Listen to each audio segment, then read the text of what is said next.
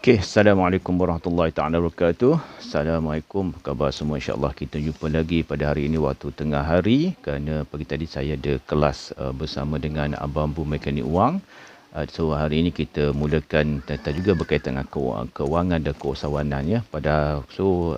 Kita doakan mudah-mudahan semua netizen yang mengikuti sembang-sembang santai kita ini diberkati oleh Allah Subhanahu taala di page Wan Alwi Datal Wizard dan juga page Nadi Duit. InsyaAllah kita akan terus bersama dan terus memberikan berbagai informasi. Mudah-mudahan dia memberikan satu kekuatan kepada semua para usahawan di luar sana untuk terus bersama mengembangkan dan bisnes masing-masing dalam perjuangan mereka untuk menyelesaikan masalah bersama dengan masyarakat. Okey, hari ini kita akan bincang, sambungkan perbincangan kita kerana sebelum ini kita ada bincang tentang bagaimana nak memulakan satu perniagaan, faktor-faktor pemilihan perniagaan. Kita berbincang dengan 101 bisnes perniagaan yang boleh dijalankan, boleh bermula di rumah, di cara kecil-kecilan sehingga hanya membesar mengikut kemampuan dan juga kapasiti yang kita ada.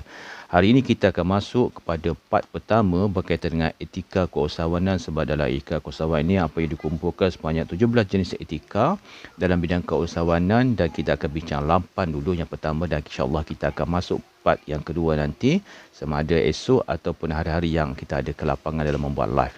Okey, yang pertamanya dalam etika keusahawanan ini, yang pertamanya adalah perkataan bebas. Apa makna bebas?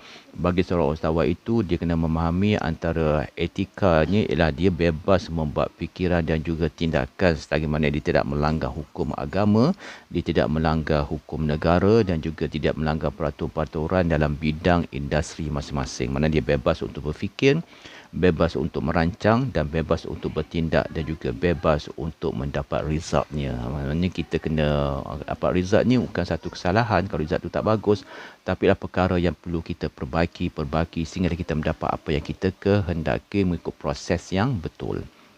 Itu yang pertama.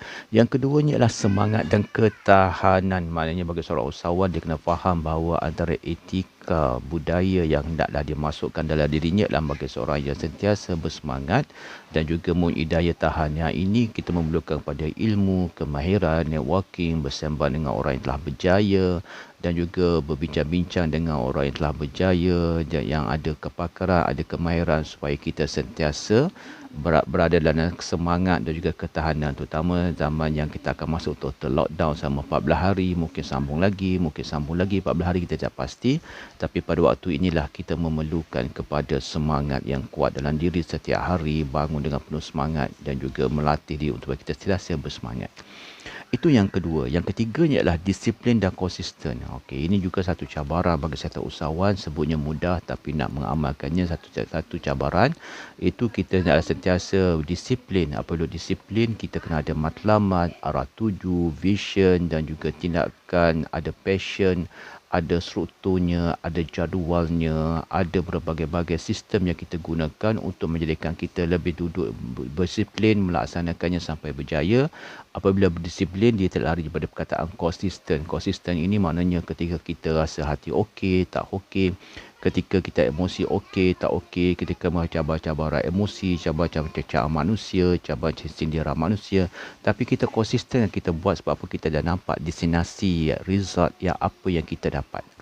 Namun begitu, konsisten disiplin ni juga kita kena tengok ada feedbacknya, pada feedback yang berlaku supaya kita tidak sentiasa berada di jalan yang salah kan. Jalan salah tak apa dapat result yang betul lah kan. Okey. Dan seterusnya adalah jujur dan amanah, integriti. Yang ni paling penting. Bukan saja kita berintegriti, kita juga mencari partner, rakan, networking, orang yang ingin kita kerjasama juga adalah orang yang berintegriti dan amanah. Kadang-kadang tadi pun kita dah ada bincangkan, kadang buat projek, kita ikhlas dalam satu projek, tetapi rupanya kita bersama dengan orang yang tidak ada integriti lah sekali. Apa yang kita dapat adalah projek tu siap, dan sekali orang itu bertunda-tunda untuk nak bayar apa hasil kita, dan juga orang tersebut mencari berbagai-bagai sebab kesalahan untuk mereka mengurangkan bayaran ataupun mereka tak bayar langsung. Jadi kita juga yang penat kan, dah kita letakkan sebahagian duit kita, masa, tenaga kan, 2-3 bulan sampai 6 bulan. Banyak orang ada pengalaman itu kan. Kalau nak cerita menjadi cerita sedih, tak payah cerita. Tapi setiap video kita dah ada pengalaman-pengalaman itu kan. Okey, dan seterusnya yang kelima, berkuasa pada tempat dan hak. Ini maknanya kawalan lah. Kita apabila kita buat bisnes, kita nak pastikan bahawa kita boleh mengawal bisnes kita sepenuhnya, bukannya dikawal oleh orang lain, bukannya dikawal oleh benda-benda yang tak sepatutnya kita boleh kawal, kita tak mahu mengawal. Sebab tu dalam bisnes ini, kuasa pada hak dan tempatnya itu, mana selagi mana kita boleh kawal, kawal lah. Dan kita kawal dengan SOP, dengan sistem, dengan struktur kan. Dan kita sentiasa melatih pekerja-pekerja kita supaya memahami budaya, supaya bisnes itu boleh di keadaan-keadaan terkawal. Contohnya apabila berlakunya total lockdown ni, semuanya kita tak boleh kawal. So apabila keadaan tak boleh kawal, kita kawal mana yang boleh kawal. Mana kita boleh kawal. Okey, dan seterusnya boleh selesai masalah. Okey, dalam bisnes ini masalah itu sentiasa wujud, tukarlah masalah kepada cabaran. Apabila kita tukar pada cabaran, semangat kita lain untuk menyelesaikannya kan, sebab masalah ni dia adalah satu feedback aja, selesaikan insya-Allah. Kita boleh selesaikannya dan kita hendaklah menjaga emosi kita supaya kita tidak berada dalam dunia yang penuh emosi yang tak nampak jalan penyelesaiannya kan. Okey, berani ambil risiko. Betul, mesti berani ambil risiko sebagai etika keusahawanan, tapi apabila berani ambil risiko, adalah kita berani ambil risiko, telah kita buat pengiraan. Contohnya apabila berlakunya zaman total lockdown ni kan, kita kena costing balik bisnes kita, tengok balik expenses kita kat mana, expenses yang fixed expenses, perbelanjaan tetap kita apa, perbelanjaan berubah kita apa. Kalau ada pekerja, mana pekerja yang tiba-tiba nak berhenti, dan pekerja tiba-tiba mak ayah panggil, tiba pekerja yang tak nak lagi bersama dengan kita kan, tengok perundangan macam mana kan. Kalau mereka nak berhenti, mereka kena sign sesuatu yang tak macam kita tak buang mereka, so mereka tak tipu kita nanti kata nak berhenti tapi tak ada dokumen lah, sekali mereka buat pengaduan JTK, kita buang mereka, sedangkan kita tak buang mereka berhenti sendiri. Ada yang mak ayah masuk campur, nak juga anak dia berhenti sebagainya. So kita mesti ada hitam putih dari situ. Itu dah cara mengambil risiko. Ambil risiko dalam keadaan yang kita kawal juga. Kita ada dokumen yang kita simpan. Kita ada berbagai surat. Kita ada sesuatu yang kita calculate. Kita dah kira risiko kita ambil kan. Costing kita belum buat. Tengok berapakah, adakah keuntungan, berapakah pendapatan yang akan masuk, anggaran kita, unjuran kita dan masa MCO. Kalau MCO ni 14 hari, kalau MCO ni sebulan macam mana, kalau total lockdown pergi ke 2 bulan macam mana. So benda-benda tu kita ambil kira, kita buat costing supaya emosi kita stable dan kita bersedia untuk menghadapi sesuatu, dan kita tahu berapakah kerugian telah berlaku dan bagaimana nak cover balik. Itulah tugas orang keusahawanan kan. Memang satu cabaran jugalah, tapi kita kena hadapi. Yang akhirnya keputusan pantas yang ke-8. Yes, keputusan pantas tak mestinya betul, tapi betul pada waktu itu, mungkin tidak betul pada waktu akan datang. So jangan takutlah mana keputusan pantas ni, mana hadapi risikolah. Ambil keputusan pantas dan cuba baiki sehinggalah kita mencapai keputusan yang sepatutnya. Okey, itu saja kita jumpa pada hari ini insya-Allah.